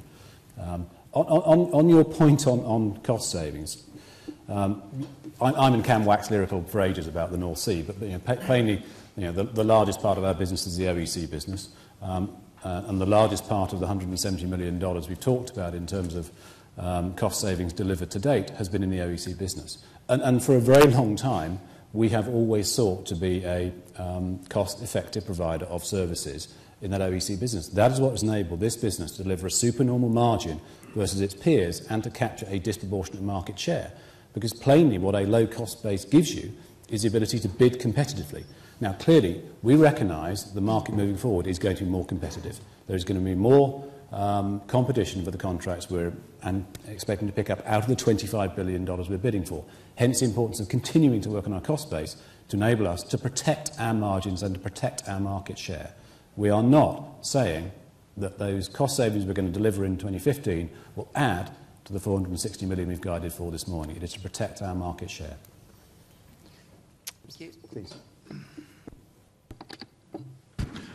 Thank you. It's Neil Morton at Investec. I had two questions. The first on Greater Stella. I just wanted to turn one of your earlier answers on its head. Assuming that Greater Stella makes a full-year contribution in 2017, at what oil price does it make a contribution to your net income? And then just secondly, I wondered whether you expect to see further deals from Petrofirst this year, either internally or externally, given that it's perceived to be a buyer's market right now. Thank you. Tim, can you take the first question overall? Yeah, in 2017, you should have a pretty much full-year production from Greater Stella, and at the anticipated forward curve that we see for 2017, then actually it will yield a profit to us. So it's not a loss maker at the current forward curve. There will be a bottom line contribution. 16 is the transition year. When it moves into production, it will be ramping up, and at that point in time, I wouldn't expect a material bottom line contribution from Stella in 16. 17, we should have a full year of production, It's quite a peaky field in terms of production, so quite high production. And the current forward curve, it will generate a profit. Exactly. And on the PetroFirst, we are seeing a number of deals. I think if we do anything in IAS in terms of new deals this year, it'll be more in the PetroFirst initiative than with anything else. We have a dedicated team that's working inside IAS, working very closely with our partners, First Reserve. So yes, I'm hoping that we will be able to announce something in that deal. I mean, one of the things I flagged earlier, but one of the prospects is we're looking at the floater in Greater Stella, whether it makes sense for PetroFirst to own it. But you know, we don't want in the process to assume any additional risk ourselves, because when you do this, PetroFirst would want to cap it and to lump sum the work, whereas now we don't have the cap. So we're seeing what is the appropriate time for us to do this transition from us to PetroFirst. Any other questions? Please, Mick. Yeah, it's Mick Pickup here from Barclays. Just a quick clarification on Neil and probably Malcolm's question. On Greater Stella, can you just confirm that the new timetable is purely for operational reasons? You're not becoming traders on that startup and the peaky production? Sorry, we're not trading? No, Tim said you weren't traders, but can you just confirm on Greater Stella that the new startup timetable is purely for operational reasons and not for you to take benefit of that production curve? And we can confirm that. I think the schedule for completion has become pretty clear for us now, and that's driving the scheduling for startup. Sailing to the North Sea to hook up and commission in the middle of winter is never a good idea. And we're seeing, in fact, through this winter that's just hopefully becoming behind us. You know, it's been we've had some severe disruptions with the drilling in the North Sea through that winter. I think it would be unwise, although not impossible, for us to sail in high winter. So I think you know, a combination of construction schedule, I think field construction schedule and work in field advises the schedule that we've mentioned. It's not about trading. On the other hand, you know, there'd be little appetite to rush it to get it out there in 15 to get $50. Any other questions? Thank you. I really just want to close on a remark. I hope you've seen from this presentation today that we've been very transparent, we've been very clear, we've been very open. We told you the areas where we were challenged, and but at the same time, I hope we left you with a sense of, I'm certainly excited and enthusiastic about the business going forward. And as I said, I'm committed, and the leadership team, Marwan, Rob, Tim, and everyone in the leadership team are absolutely committed to put some of these issues behind us and continue to go back on our long-term growth journey. So thank you all for being here today. Thanks so very much.